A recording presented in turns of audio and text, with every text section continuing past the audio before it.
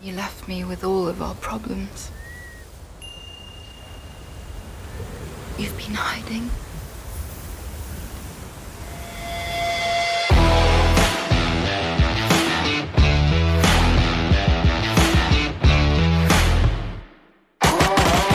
Hello and welcome to Movie Trailer Rankings, where we take a closer look at the latest trailers on the internet. If you like movies and like movie trailers, you are in the right place. We love trailers, but we don't just love them. We want to talk about them. We want to review them. We want to give them a score and stick them on a leaderboard. So come along with us while we do that. Before we get to the trailer, go ahead and like, subscribe, hit that bell. That way you'll keep up with everything that we produce. You'll know when we put out new content. We're excited to make it for you. Today we're taking a look at the new Tim Roth movie, Sundown. Where's it going to fall on the leaderboards? Stick around and find out. All right, let's go.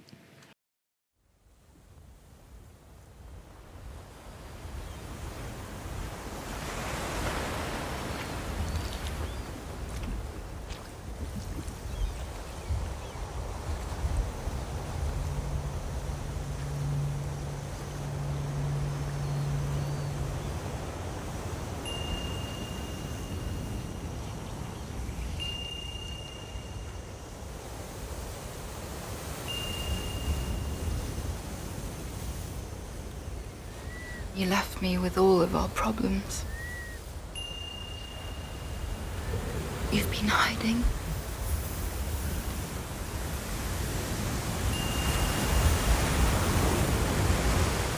I'm not hiding.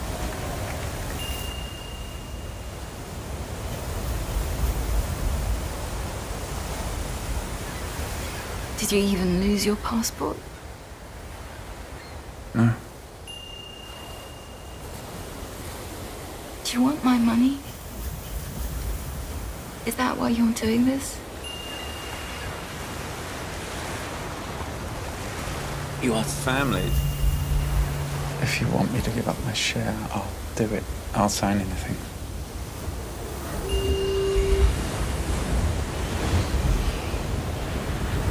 What are you doing? What are you doing?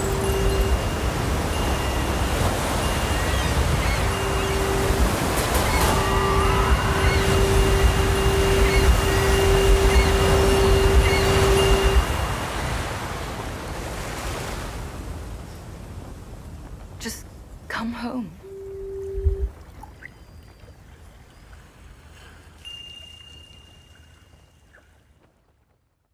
All right, so if you have not been to this channel before and you want to know how it is that we come up with our scores and our rankings, we made a video about that. You can check it out. Click on the link in the upper right here or in the description below.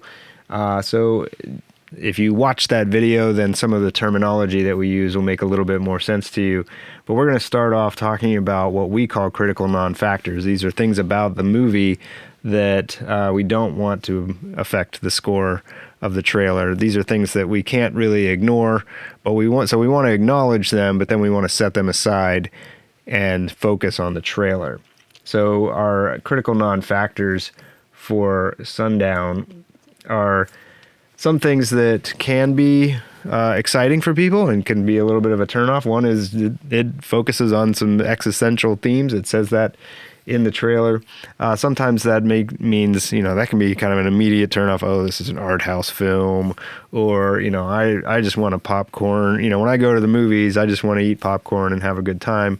So there's movies telling you off the bat that it's going to make you think. That's okay, but that's not something that we want to grade the trailer on, whether we have a preference for that kind of movie or not.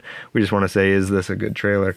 Kind of in part and parcel with that is the plot seems to be intentionally ambiguous, and that's also a challenge for folks who maybe like something a little bit more straightforward. So we're going to try to acknowledge that, set that aside, and actually just ask the question, does the trailer do a good job working with that material?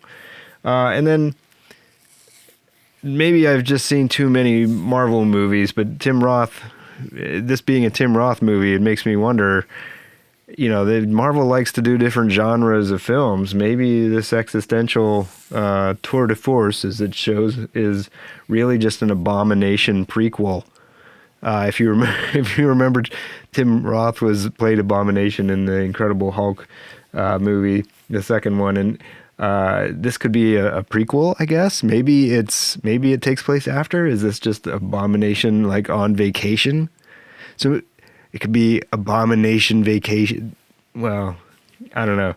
Anyway, that could be fun. That's a different movie. That's not this movie. So we're going to set that aside. Okay, so let's talk about the scores. We'll pull up the scores we grade on technical scores, style, music, and audio, narrative, and impact. I feel like this movie is a bit of a mixed bag. While it's very good on technical, it's got some good marks for style. I like the style that they're doing here. This is a clever and interesting presentation for the type of movie it is. The silent narration, like the reviews on the title cards, the quotes that it's gotten so far, act as a narrative element. That's sort of clever. But it's not spoken, so you have to read it. So it's sort of a silent narration. I don't think it's easy to cut a film, a trailer for a film like this, but it does hold together well thematically. And I think that's mostly accomplished through the lack of music and the use of the ambient sound. So you get the bell, you get the waves, and the waves sort of increase as it goes along. The bell really sets the rhythm and propels the trailer forward. I think that's great.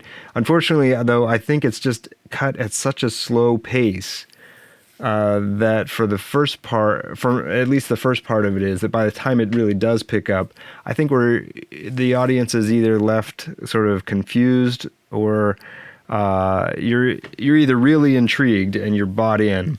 But if not, and I don't know that there's enough character and dialogue from the footage to really draw you in. So you're either left a little confused or disinterested by the time it does speed up. And so it's a strong finish, but I think sort of like the fish at the beginning of the trailer, they were sort of left gasping for air a little bit, even at the trailer. So the impact score, the marketing aspect of this is on the low side. So overall, how did Sundown rank? We're going to give the trailer for Sundown 7 out of 10. All right, that's going to do it for now. We'll see how it stacks up for the week, for the month, for the year. This was last week's video trailer from last week, so it'll score on last week's leaderboard. But we'll take a look at how it is in the month and for the year so far. Okay. All right, so we're anxious to hear from you. So leave some comments below. Did we get it right? Did we get it wrong? Are there other trailers that you'd like us to take a look at? We want your feedback, so let us know what you think, and we'll see you again soon. All right, bye.